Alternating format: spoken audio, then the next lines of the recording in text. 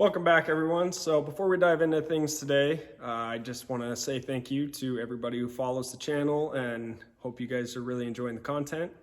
I'm trying to get more content out there, but between my full-time job, I'm remodeling my bathroom, and I've been taking flying lessons, so I don't have a lot of time to get everything together, get the content filmed and get it edited and put it all together and get it out there. So once I can get a couple things lined out, I should be able to get more videos out there and stay more up to date on everything that we've got going on. But bear with me for the time being, and hopefully this spring I should be able to really start keeping up to date with what we've got going on. So thanks for holding in there, and thanks for subscribing, and let's get into things and what we've had going on here.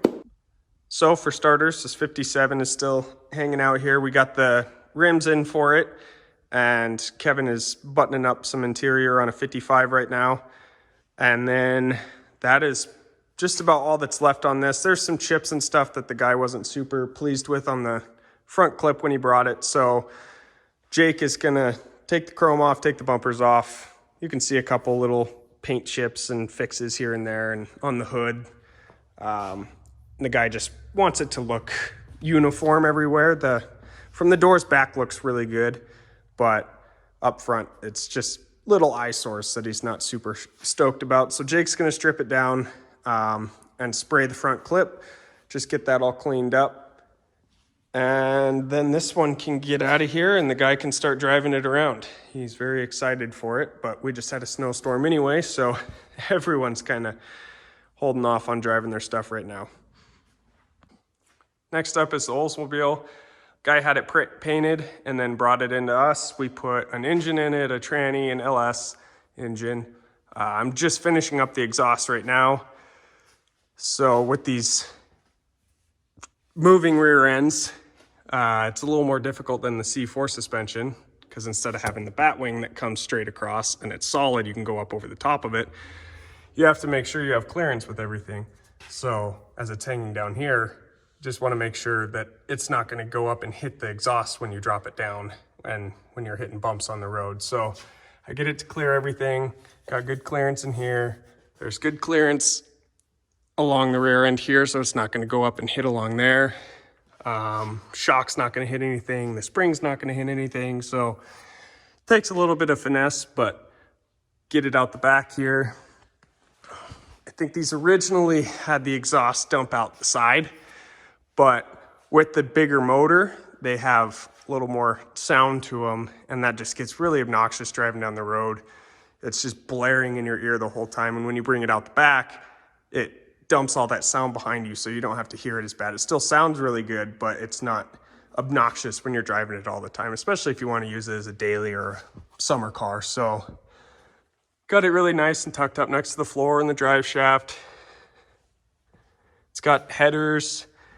This end I'm working on, what makes this really nice is I can weld one section at a time, get the front half done, tacked up together, then get the back half done, and then I can pull it apart, weld everything on the ground instead of having to do it all overhead.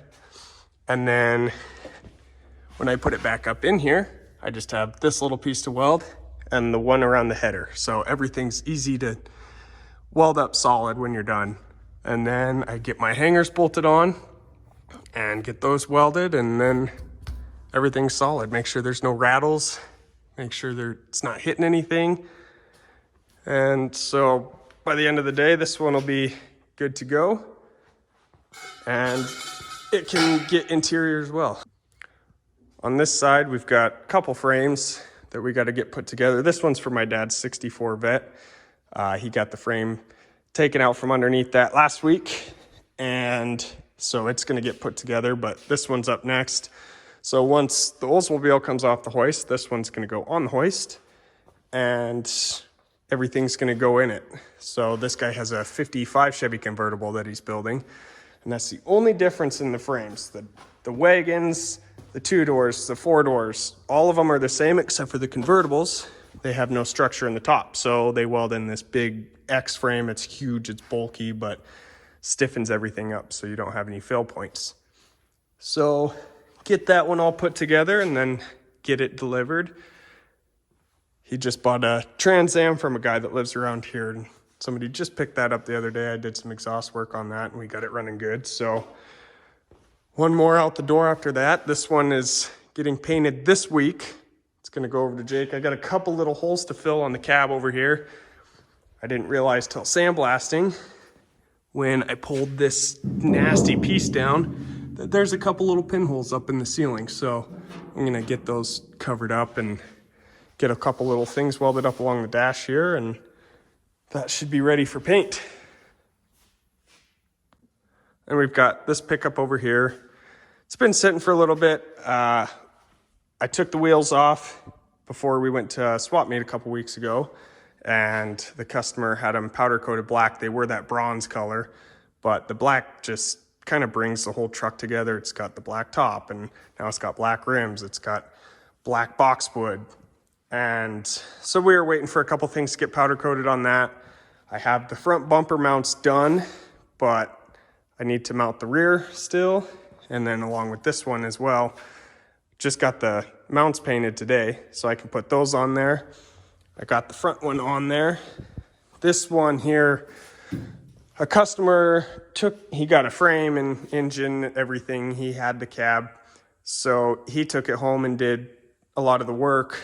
But sometimes people hit a point where they're not entirely sure where to go from there. So he brought it up here and just wanted to get it put together the rest of the way. So I just got the cab bolted down, welded the box braces in here the way that we do them. He wasn't too sure about how we did that. Got the running boards mounted. So now this can go back to the guy.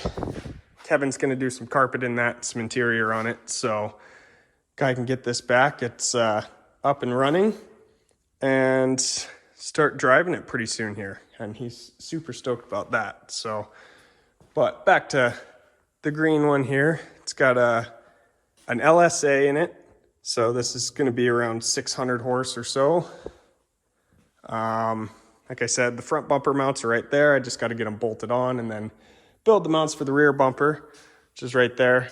It's nice on these older pickups. The bumpers are a little rustier and a little rougher, so you don't have to worry about them too much. But this is nice and powder coated. So I've got blankets laid out and trying not to scratch anything on them. And it's a little bit more of a process just to not screw anything up, especially when you're putting it up against this. You don't want to chip the paint. So I put tape around everything. That way keeps it from getting screwed up along the way.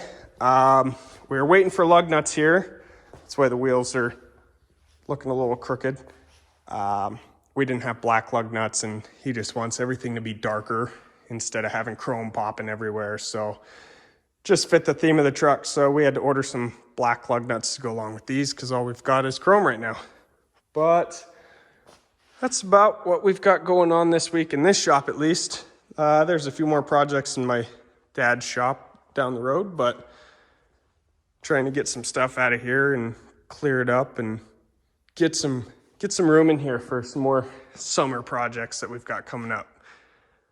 But I will keep you posted on all those projects as they go. I've got my 63 Volkswagen Beetle that we just got the transmission for. So we've got a new engine for it that we got in. We got the transmission in. So here pretty quick, once the snow melts down a little bit, we're gonna get that in and get it swapped over. It should be about 3 times the power that it is right now. So it'll have some get up and go, and I'll go into some more detail when that rolls in here.